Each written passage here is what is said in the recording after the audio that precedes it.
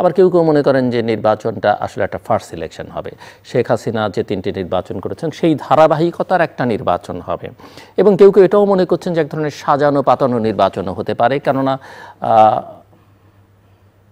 আন্দোলনের প্রধান শক্তি বিএনপি আসলে অভ্যুত্থানের পর থেকে পলিটিক্সটাকে ডিকটেট করতে পারছে না, লিড করতে পারছে না।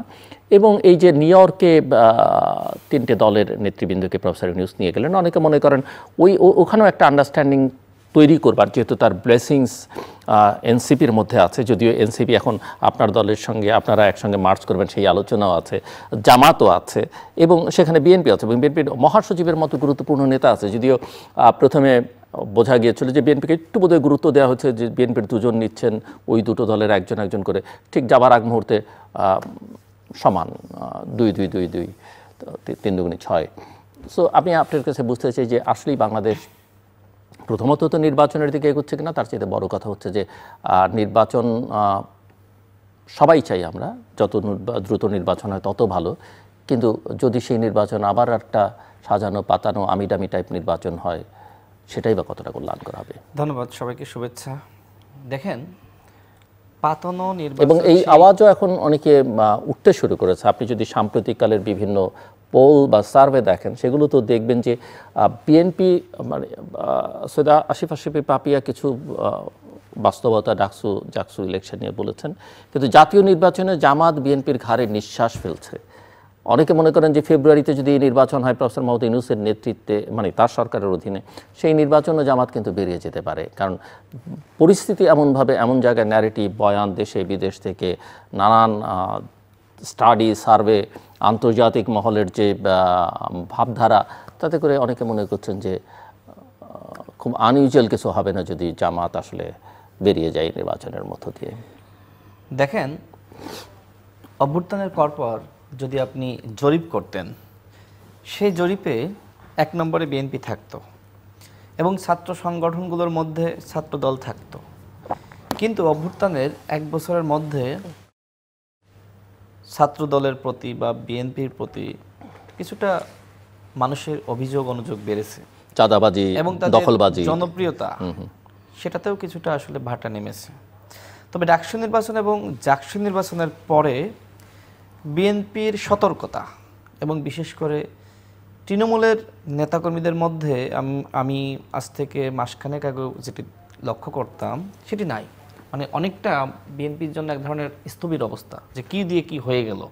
মানে আমরা তো ভাবছিলাম যে আমরা অপ্রতিদ্বন্দ্বী, যেটা আমি বলছিলাম যে অভ্যুত্থানের পরপর আপনি জরিপ করলে বিএনপি এবং ছাত্রদল 1 নম্বরে থাকতো। কিন্তু এই ডাকসু নির্বাচন এবং জাকসু নির্বাচনে ফলাফল খারাপ হওয়ার কারণে বিএনপির জন্য আমার মনে হয় যে খারাপ হয়েছে এটি বললে ভুল হবে। বরং বিএনপি সরাসরি জাতীয় নির্বাচনে গেলে তাদের যে অবস্থা, যদি জাতীয় নির্বাচনে এই অবস্থা হতো, আপনি তখন কি করতেন? তার মানে এই ডাকসু নির্বাচন এবং জাকসু নির্বাচন এবং সামনে রাকসুস জাকসু, এইটাকে আপনি শিক্ষা হিসেবে নিতে পারেন যে এই নির্বাচনে আমার খারাপ হয়েছে। কারণটা কি? কেন ঢাকা বিশ্ববিদ্যালয়ের মতো শিক্ষার্থীরা ছাত্রদলের মতো বড় সংগঠন 90-এর পরে বিএনপি যে ক্ষমতায় আসে, কেন? একমাত্র ছাত্রদলের কারণে। কারণ ওই নির্বাচনে কিন্তু ছাত্রদল বিজয়ী হয় এবং বিভিন্ন জায়গায় আমানুল্লাহ আমানদের মতন ছাত্র নেতাদেরকে কিন্তু ক্যান্ডিডেট করা হয়, প্রার্থী করা হয়। তো আমি সেটাই বলছি, এই যে মাসখানেক আমি লক্ষ্য করছি যে বিএনপি তৃণমূল অনেকটা শৃঙ্খলায় ফিরে এসেছে। তার মানে তারা এই জায়গা থেকে অনেকটা শিক্ষা পাচ্ছে বা অনুধাবনের জায়গাটা তৈরি হয়েছে যে আমাদেরকে সহনশীল হতে হবে। অর্থাৎ সব হেরে যাওয়া না, বরং জাতীয় নির্বাচনের জন্য এটা ভালো হতে পারে। এমনকি ডাকসু নির্বাচনে যে ধরনের ছাত্রদলের বক্তব্য ছিল, আচরণ ছিল, কথাবার্তা ছিল, দেখেন জাকসুতে অনেকটা নমনীয় হয়েছে, রাকসু নির্বাচনে অনেকটা আরও নমনীয় হয়েছে। এখনকার শিক্ষার্থীরা আমার কাছে মনে হয় ওই সময়কার ওই যে জেল জুলুম নিপীড়ন খাটা ছাত্রনেতা বা অনেক জ্বালামি বক্তব্য, এগুলো আর পছন্দ করছে না। এখন তারা যে চিন্তাটা করছে যে কোন ছাত্রনেতা সৃজনশীল, কে আসলে মানে একাডেমিকভাবে পড়াশোনা এগিয়ে আছে, বা কোন সেটা চিন্তা করছে না, কে বেশি কল্যাণ কামী, কে পাশে দাঁড়াতে পারছে, কে একটা পানির ফিল্টার দিতে পারছে, কে অসুস্থ হলে পাশে দাঁড়াবে, কে একটা চাকরির ব্যবস্থা করতে পারবে। এটাই তো আমি সেখানে আসি। দেখেন, এই অভ্যুত্থানের পরে শিবিরের তো একটি প্ল্যান ছিল মানে শিবির যেহেতু ক্যাডার ভিত্তিক সংগঠন, যেমন আমরা যখন বিসিএস ক্যাডার হই একটা সিলেবাস থাকে না, ঠিক শিবিরের একটা সিলেবাস থাকে, 1 মাসের প্ল্যান থাকে, 2 মাসের, 3 মাসের, 4 মাসের। এই প্ল্যান অন্য কোনো ছাত্র সংগঠনের নাই। তো অভ্যুত্থানের পরে তারা এই প্ল্যান করলো যে সাধারণ শিক্ষার্থীদের মন জয় করতে হবে। তারা হলে হলে পানির ফিল্টার দিয়েছে, রমজানের সময় রুমে রুমে তারা কিন্তু খাবার পৌঁছে দিয়েছে, সেহরি ইফতার পৌঁছে দিয়েছে। কুরবানির সময় তারা রুমে রুমে মাংস পৌঁছে দিয়েছে, প্রত্যেকটা হলে হলে এই অ্যারেঞ্জমেন্ট করেছে। নবীনবরণ করা। এছাড়া একজন শিক্ষার্থীর বাবা ক্যান্সারে আক্রান্ত, শিবিরের পক্ষ থেকে 5 লাখ টাকা দেওয়া হয়েছে, বা তাদের যে হাসপাতাল আছে জামাতের বা শিবিরের, সেখানে চিকিৎসার ব্যবস্থা করে দিয়েছে ডিসকাউন্ট। এছাড়া জামাত শিবিরের বিভিন্ন প্রতিষ্ঠান আছে যারা বৃত্তি দিয়ে থাকে, যেমন ইসলামিক ব্যাংক, সেখান থেকে কিন্তু অসংখ্য শিক্ষার্থীরা বৃত্তি পায়। এরকম অসংখ্য প্রতিষ্ঠান আছে আমি জানি। তো এই জায়গাগুলোতে আপনার এই ওয়েলফেয়ার মেকানিজম এটাকে শিবির কাজে লাগিয়েছে, এবং শিক্ষার্থীরা তারা মনে করেছে, আরেকটি ন্যারেটিভ কিন্তু দাঁড় করানো হয়েছিল যে ছাত্র দল এবং ছাত্রলীগ একই ক্যারেক্টারের, এবং এটা ব্যাপকভাবে তারা কিন্তু এই প্রপাগান্ডা করেছে। ডাকসু নির্বাচনে ছাত্রদল খারাপ করার আরেকটা অন্যতম কারণ হলো ঠিক নির্বাচনের দিন সকালবেলা তাদের যে ভিপি ক্যান্ডিডেট তার বিরুদ্ধে একটি আচরণবিধি লঙ্ঘনের অভিযোগ আনা হলো। এমনভাবে প্রত্যেকটা মিডিয়াতে নিউজ আসলো মনে হয় অন্যায় করেছে, দুপুরের পরে দেখা গেল যে এটা মিথ্যা। তো এইভাবে কিন্তু নানান প্রপাগান্ডা মেকানিজম, ওয়েলফেয়ার মেকানিজম উভয়ই কাজ করেছে। ফেয়ার বললো এটা ম্যানিপুলেটেড একটা ইলেকশন, সেটা তো কিছু না কিছু হয়েছে, এবং প্রতিযোগী আপনি আমার প্রতিযোগী, আমি এবং আপনি নির্বাচনে টাকার খেলা যখন বলবেন বা ভোট কেনার কথা বলবেন, এটা পরোক্ষ বা একভাবে না একভাবে ভোট কেনা বেচাই হয়েছে। আপনার টকশোতে বলছি এরকম না, আমি সব জায়গায় বলেছি যে শিবির এই ওয়েলফেয়ার পলিসি এটা অ্যাপ্লাই করেছে। অন্যথায় দেখেন 19 সালের নির্বাচনে আপনি তো দেখেছেন যে সবাই কিন্তু আমাদেরকে ভোট দিয়েছে, নুরুল হক নির্বাচিত হয়েছে, আমরা 11টি পদে নির্বাচিত হয়েছিলাম। শিক্ষার্থীরা অনেকে ভয়ে আমাদের প্যানেলে দাঁড়ায়নি। আমরা যে কয়জন আমরা প্যানেল দিয়েছিলাম, যে কয়জনের মাত্র মনে হয় 15-16 জন, এর ভিতর আমরা 11টি পদে জিতলাম ভিপিজিএস সহ। আপনি জানেন যে আমি ওই সময় অভিযোগ করেছিলাম 19 সালের নির্বাচনের পরে সমাধান না পাওয়ার কারণে 24 সালে গণ অভ্যুত্থানের পরে আবার অভিযোগ করেছি। ইতিমধ্যে কিন্তু গোলাম রাব্বানীর ছাত্রত্ব বাতিল হয়েছে, এবং যে তদন্ত কমিটি তারা কিন্তু সুপারিশ করেছে যে গোলাম রাব্বানী যে নির্বাচিত হয়েছে এই নির্বাচনটাকে অবৈধ ঘোষণা করতে হবে। অর্থাৎ আমি বিশ্ববিদ্যালয়ের কাছে যে আবেদনটা করেছিলাম, তথ্য প্রমাণ তুলে ধরেছিলাম যে নির্বাচনটা কারচুপিপূর্ণ ছিল, আমার সাথে এই অন্যায় করা হয়েছে। তো আমি আশাবাদী হয়তো ন্যায় বিচার আমি পেতে যাচ্ছি। তো যাই হোক, কারচুপি ওই সময়কার নির্বাচনে ব্যাপকভাবে হয়েছে, আর এই নির্বাচনে যেটি হয়েছে আচরণবিধি কিছু লঙ্ঘন হয়েছে, এবং আপনার সরাসরি আপনার ওই 19 সালের নির্বাচনে যে ধরনের কারচুপি হয়েছে সেটা হয়নি।